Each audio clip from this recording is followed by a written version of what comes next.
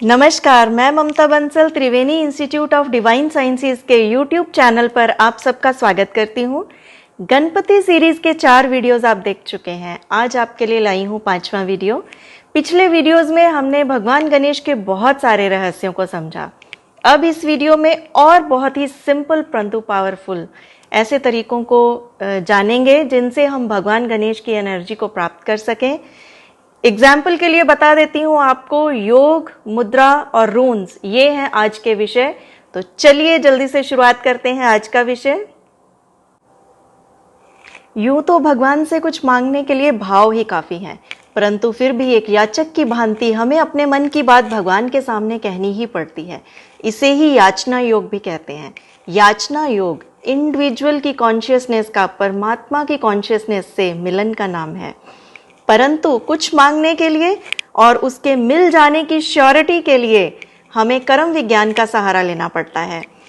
हमें से बहुत से लोग वैदिक विधि विधान के मार्ग पर उतना नहीं चल पाते, क्योंकि कितना भी जान लो फिर भी नॉलेज पूर्ण नहीं होती और गलती के चांसेस हमेशा लगे रहते हैं। इसीलिए तो देवी क्षमा स्तोत्र में विनम्रता के साथ प्रार्थना की गई है। आवाहनम न जानामि तवार्चनम पूजाम चैव न जानामि क्षम्यताम परमेश्वरी। मंत्रहीनम क्रियाहीनम भक्तिहीनम सुरेश्वरी यत् पूजितम मया देवी परिपूर्णम तदस्तु में। जिसका साधारण शब्दों में अर्थ यही है कि मुझे ना तो पूजा अर्चना आती है, ना वाहन आता है, ना मंत्र आता है, ना क्रिया, ना ही भक्ति। मैं इन सब से बहुत दूर हूँ, मैं गलत हूँ। और फिर भी जो मेरे पास है वो मैं सिर्फ यही है कि मैं प्रेम के साथ आपसे प्रार्थना कर रहा हूँ और इस प्रार्थना को आप इसी प्रेम के साथ स्वीकार करें। तो ये भी, इसके पीछे भी यही कारण है कि हम एक विनम्र होकर भगवान से प्रार्थना करते हैं कि आप हमारा मनोकामना पूर्ण करिए। भक्ति योग, राजयोग, ज्ञान योग, इनके अतिरिक्त भी एक योग है और वह है योग का मार्ग। योग यानी मेंटल और फिजिकल बैलेंस। तब ऋषियों ने योग को हमारी रूटीन का हिस्सा बनाने के लिए कहा। आइए देखें योग में भगवान गणपति की ब्लेसिंग प्राप्त करने के क्या क्या साधन हैं। योग विज्ञान में स्वास्तिक आसन ऐसा ही एक वंडरफुल आसन है। यह सिद्धासन जैसा ही होता है, आप देख रहे हैं स्क्रीन पर, परंतु थोड़ा डिफरेंट होता है, जिसमें पैर और हील स्पेशली पैल्विक जॉइंट के ज्यादा करीब रखी जाती है। यह आसन ध्यान साधना में है बहुत चमत्कारी। आइए देखें हठ योग में गणेश भगवान की एनर्जी को प्राप्त करने के क्या साधन हैं। 3 आसन हठ योग में भगवान गणेश के लिए डिवोटेड हैं। पहला है सुख आसन यानी कि इजी पोज। आप जनरली इसको रोज़मर्रा की ज़िंदगी में करते हैं। दूसरा है त्रिकोण आसन यानी ट्रायंगल पोज। आप स्क्रीन पे देख रहे हैं ये कैसे बनाया जाता है। और तीसरा है बाल आसन यानी चाइल्ड पोज। तो इन तीनों में जो खास बात है वो ये है कि मूलाधार चक्रा की एनर्जी और भगवान गणेश की एनर्जी को जागृत करता है। स्वास्तिक आसन और सुख आसन ये दोनों स्पेशली मेडिटेशन के लिए इम्पॉर्टेंट हैं और इन्हें रूटीन में भी किया जा सकता है, परंतु कुछ और इससे भी सिंपल तरीके हैं। आइए देखें भगवान गणेश को प्रसन्न करने के और सिंपल तरीके। अब आते हैं मुद्रा पे।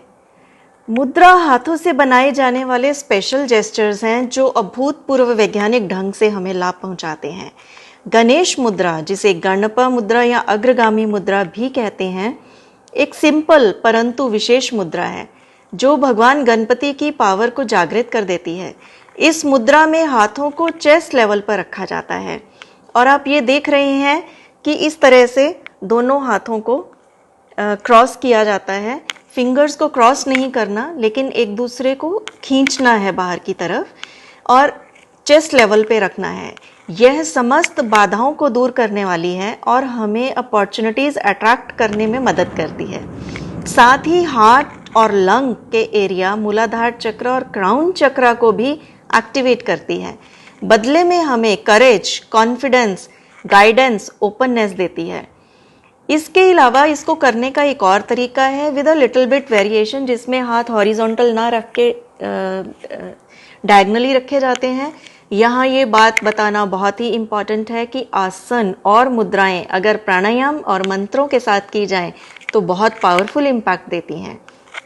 वैसे तो गणेश जी के किसी भी मंत्र का प्रयोग इसमें किया जा सकता है, परंतु बीज मंत्र गंग और षडाक्षरी मंत्र ओम गण गणपतये नमः और गणेश जी के मूल मंत्र का इसमें विशेष महत्व है। हम पहले वीडियोस में कुछ बेसिक मंत्रों के बारे में जान चुके हैं, लेकिन गणेश जी के मूल मंत्र का अभी तक जिक्र नहीं हुआ, तो उसे मैं आपके रेफरेंस के लिए स्क्रीन पे देख रही हूँ, ज़रूर देखिए।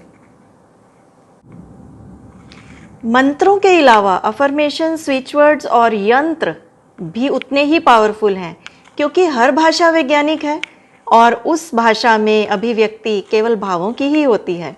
ऐसे ही एक एक्सट्रीमली पावरफुल टेक्निक है रून्स। ये रून्स प्राचीन जर्मैनिक नॉर्डिक भाषा के अल्फ़ाबेट्स हैं।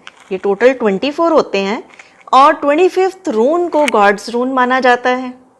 ये 25th रून बहुत ही शुभ माना गया है, जिसके देवता निर्गुण निराकार सुप्रीम गॉड माने जाते हैं। सेक्रेट लैंग्वेज होने के कारण रून्स डिविनेशन और हीलिंग का एक पावरफुल स्पिरिचुअल माध्यम है।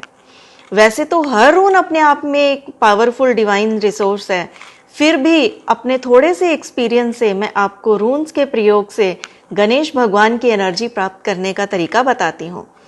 पहले बताए गए मुद्रा और आसनों के साथ या ध्यान साधना में अगर रून्स की एक्टिवेशन और चैंटिंग की जाए तो वह हमें हर चीज़ दिला सकती है जो हम चाहते हैं।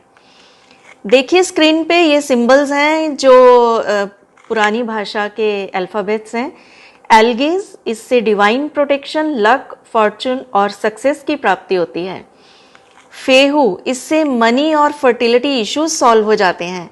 नॉर्थीज, इससे गोल मैनिफेस्टेशन की सफलता इंश्योर होती है। और ओटिला, इससे प्रॉपर्टी और एसेट्स बढ़ते हैं, हमारे हक हमें मिलते हैं और राजयोग फलित होते हैं। है ना अनसुने चमत्कार। मुझे यकीन है आप इस वीडियो से मिली दुर्लभ जानकारी से अवश्य लाभ ले पाएंगे। अगले वीडियो में कुछ खास लेके आ रही हूँ, जरूर देखिएगा।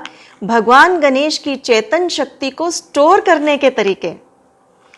प्लीज चैनल को सब्सक्राइब करें, नोटिफिकेशन बेल आइकन दबाना ना भूलिए। जुड़े रहिए। गणपति बप्पा मोरया। नमस्कार।